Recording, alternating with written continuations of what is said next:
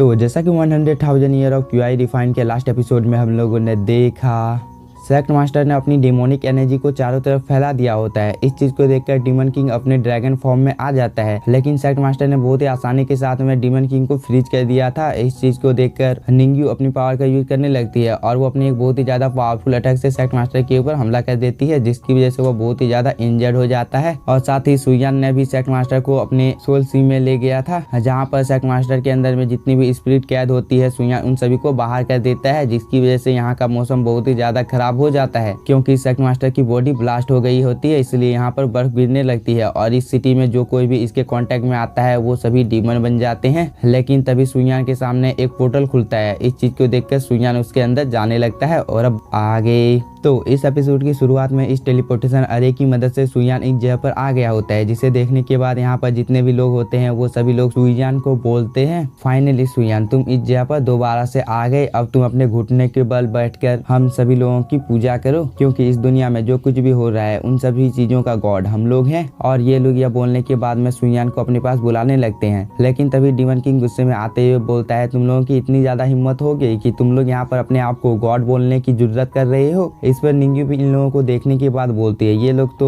किमाई के जितने भी इमोर्टल गायब हैं उन लोगों की तरह लग रहे हैं। इस बात को सुनने के बाद सुयान भी यहाँ पर अपनी स्पिरिचुअल एनर्जी को रिलीज करता है, जो कि बहुत ही ज्यादा होती है। लेकिन तभी हम लोगों को इस बॉल जैसे चीज को दिखाया जाता है, जिससे एक बहुत ही ज्यादा पावरफुल एनर्जी रिलीज होती है, जिसे देखकर डीमन किंग और निंग्यू दोनों ही बहुत ही ज्यादा शॉक हो जाते हैं। और निंग्यू तो यहाँ तक बोल दे कि ये सच में गॉड है, क्योंकि इसकी स्पिरिचुअल एनर्जी बहुत ही ज्यादा पावरफुल है। लेकिन तभी सुयान बोलता है, तुम सच में पिछली बार के मुकाबले में अब बहुत ही ज्यादा पावरफुल हो गए हो। इस पर ये गॉड आई बोलता है, मैं यहाँ पर कितना ज्यादा पावरफुल हूँ ये इंपॉर्टेंट नहीं है, क्योंकि तुम भी कम पावरफुल नहीं हो, क्योंकि तुमने मेरे जितने भी डिसाइपल थे उन सभी लोगों को जान से मार दिया है, जो कि कोई मामूली बात नहीं है। इसलिए मैं तुम्हें यहाँ पर एक मौका देना चाहती हूँ, क्या तुम मेरे अनुयायी बनना पसंद करोगे, जिसकी वजह से मैं तुम्हें बहुत ही ज्यादा पावर दूंगा। इस पर सुयान बोलता है, मैं अपने लाइफ से खुश हूँ, इसलिए मैं तुम्हारे ऑफर को स्वीकार नहीं कर सकता हूँ। लेकिन तभी ये गॉड आई बताने लगता है कि यहाँ पर जितने भी इमोर्टल हैं तुम देख सकते हो कि वो लोग कितने ज्यादा पावरफुल हैं, और साथ ही तुम यहाँ पर देख सकते हो कि इन लोगों की जिंदगी कितनी ज्यादा अच्छी है। इस बात को सुनने के बाद डीमन किंग बोलता है, तुम यहाँ पर कैसी बातें कर रहे हो, ये लोग तो एक पपेट की तरह है, जो कि बस यहाँ पर तुम्हारी बातों को माना करते हैं, और ये भी क्या कोई जिंदगी है, क्योंकि तुमने तो इन सभी लोगों को यहाँ पर कैद कर रखा है। इस बात को सुनने के बाद ये गॉड आई यहाँ पर बहुत ही ज्यादा हंसने लगता है और वो इन लोगों को बोलता है, तुम लोग क्या अपनी लाइफ से खुश हो, क्योंकि मुझे तो ऐसा नहीं लगता है, इसलिए मैं तुम लोगों को इमोर्टल बनाना चाहता हूँ। और साथ ही तुम यहाँ पर हजारों की तादाद में लोगों को देख सकते हो जो कि मेरी पूजा किया करते हैं, इसलिए मैं एक गॉड हूँ, क्योंकि गॉड की ही पूजा लोग ऐसे किया करते हैं। इस बात को सुनकर सुयान अपनी एनर्जी को रिलीज करने लगता है, जिसे देखकर ये गॉड आई बोलता है, तुम यहाँ पर क्या करने की कोशिश कर रहे हो। इस पर सुयान कुछ नहीं बोलता है और वो और भी अमाउंट में अपनी स्पिरिचुअल एनर्जी को रिलीज करने लगता है, जिसकी वजह से यहाँ पर जितने भी लोग होते हैं उन सभी लोगों को प्रॉब्लम होने लगती है, और साथ ही इस गॉड आई को भी। इसीलिए वो यहाँ पर सुयान को बोलता है, तुम यहाँ पर रुक जाओ, क्योंकि इसकी वजह से मुझे पेन हो रहा है। और वो ये बोलकर सुयान के ऊपर बहुत सारे अटैक करने लगता है, लेकिन सुयान ने अपने सामने एक शील्ड बनाकर रखा था, जिसकी वजह से इन सभी अटैकों का सुयान के ऊपर कुछ भी असर नहीं पड़ता है। और साथ ही सुयान ने 3 कदम चल लिया होता है, जिसे देखकर डीमन किंग इस गॉड आई का मजाक उड़ाते हुए बोलता है, तुम यहाँ पर देख ही सकते हो कि मेरे मास्टर ने बस 3 कदम को ही चला है, जिसकी वजह से तुम्हारी यह हालत हो गई है। अगर वो तुम्हारे पास चला गया तो तुम्हारी क्या हालत हो जाएगी। इस पर निंग्यू भी इस गॉड आई का मजाक उड़ाते हुए बोलती है, यहाँ पर जितने भी इमोर्टल हैं वो सभी लोग भी हमारे सुयान की पूजा किया करते हैं, तो तुम अब देख ही सकते हो कि कौन पावरफुल है। और वो ये बोलकर इन सभी लोगों की तरफ देखती है। इस पर ये सभी लोग सुयान के सामने झुक जाते हैं। इस चीज को देखने के बाद इस गॉड आई को बहुत ही ज्यादा गुस्सा आ जाता है और वो बोलता है, तुम बहुत ही ज्यादा एरोगेंट हो। और वो ये बोलने के बाद में अपनी एनर्जी को रिलीज करने लगता है, जिसकी वजह से यहाँ पर जितने भी इमोर्टल होते हैं उन सभी की एनर्जी यह गॉड आई एब्जॉर्ब कर लेता है, जिसकी वजह से इस गॉड आई की पावर बहुत ही ज्यादा बढ़ जाती है और इसके इर्द गिर्द में ठंडर गिरने लगती है, जिसे देखकर एक पल के लिए तो डीमन किंग शॉक हो जाता है। लेकिन तभी उसकी नजर अपने आसपास के होली बिस्टों के ऊपर पड़ जाती है, जिनकी तादाद यहाँ पर बहुत ही ज्यादा होती है। इसलिए वह सुयान को बोलता है, हम लोगों को जितनी जल्दी हो सके इस जगह से निकलना होगा। लेकिन तब तक सुयान ने भी अपने प्लांट बिस्टों को इस जगह पर समन कर लिया था। इस चीज को देखकर डीमन किंग 7वें आसमान पर चढ़ जाता है और वो बोलता है, मास्टर आप यहाँ पर मुझे एक बार मौका दो, मैं अपनी पावर की मदद से इस आपके चरणों में लाकर रख दूंगा। इस बात को सुनने के बाद इस गॉड आई को बहुत ही ज्यादा गुस्सा आ जाता है और वो अपने जितने भी होली बिस्ट होते हैं उन सभी लोगों को इन लोगों के ऊपर आक्रमण करने के लिए बोल देता है, जिसकी वजह से हम लोगों को यहाँ पर कुछ देर तक ये बहुत ही ज्यादा शानदार फाइट दिखाई जाती है, लेकिन सुयान के यहाँ पर जितने भी प्लांट होते हैं वो सभी लोग इस होली बीस्ट को खा रहे होते हैं, जिसे देखकर ये गॉड आई बहुत ही ज्यादा शॉक हो जाता है और वो बोलता है आखिरकार ये कैसे हो सकता है कि मेरे होली बीस्ट को कोई खा सकता है। इस बात को सुनने के बाद डीमन किंग गॉड आई का मजाक उड़ाते हुए बोलता है तुम यहाँ पर देख सकते हो कि हम लोगों के प्लांट कितने ज्यादा पावरफुल हैं और वो लोग बहुत ही आसानी के साथ में तुम्हारे होली बीस्टों को खा रहे हैं। इस पर गॉड आई को बहुत ही ज्यादा गुस्सा आ जाता है और वो अपनी पावर का यूज करने लगता है, जिसकी वजह से आसपास में जितने भी पत्थर होते हैं वो सभी फ्लाई करने लगते हैं, जिसे देखकर डीमन किंग और निंग्यू बहुत ही ज्यादा शॉक हो जाते हैं। लेकिन तभी सुयान बोलता है तुम लोगों को चिंता करने की कोई भी जरूरत नहीं है, और वो यह बोलने के बाद में इस गॉड आई के पास चला जाता है, जिसे देखकर ये गॉड आई भी बहुत ही ज्यादा शॉक हो जाता है। लेकिन तभी सुयान बोलता है तुम इतने ज्यादा पावरफुल नहीं हो कि तुम मेरे सामने टिक सकते हो, और वो यह बोलने के बाद में अपनी पावर का यूज करने लगता है, जिसकी वजह से इस गॉड आई को बहुत ही ज्यादा